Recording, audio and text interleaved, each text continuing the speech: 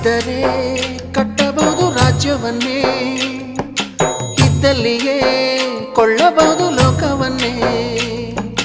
ತಾಯಿಯ ದೆಯ ಹನಿಯು ಸಿಗುವುದೇ ನಮ್ಮ, ಕೋಟಿ ಕೊಟ್ಟರು ಅದನ್ನು ತರುವ ಯಾರಮ್ಮ.